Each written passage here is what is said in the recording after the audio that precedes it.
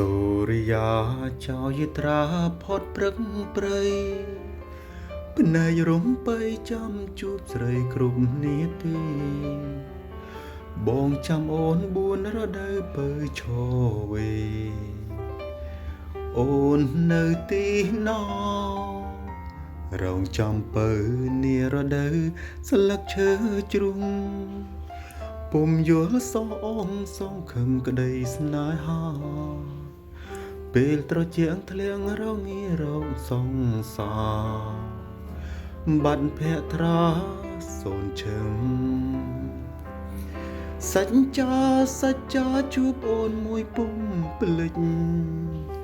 ពេលការរៀងបងពុំភ្លេញទេព្រោះលឹងតែពុំជួបអូនសូមដុំនឹងកៅប្រលឹងបងទុនទាំងចំជួបពើនារដូវក្តៅ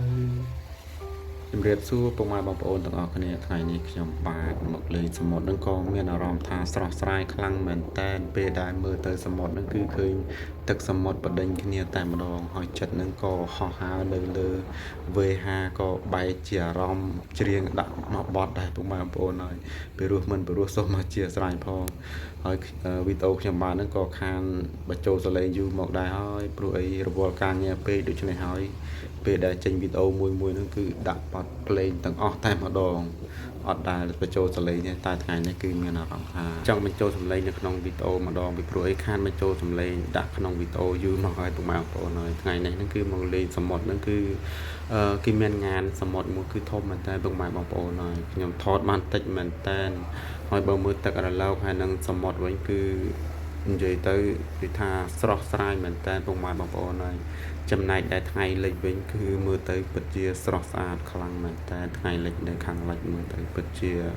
ស្អាតតែម្ដង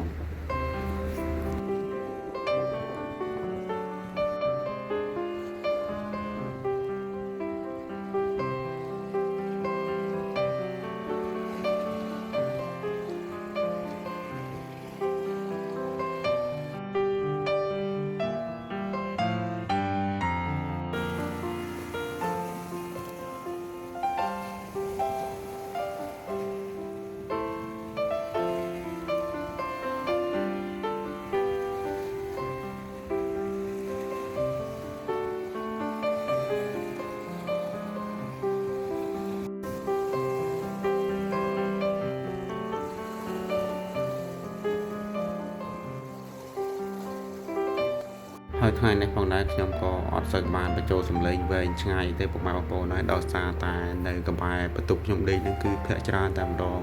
គឺឮតែសំឡេងបាសគឺខ្លាំងតែដូច្នេះហើយខ្ញុំអត់សូវដែលបញ្ចូលសំឡេងទេដោយសារតែយើងបញ្ចូលសំឡេងទៅគឺ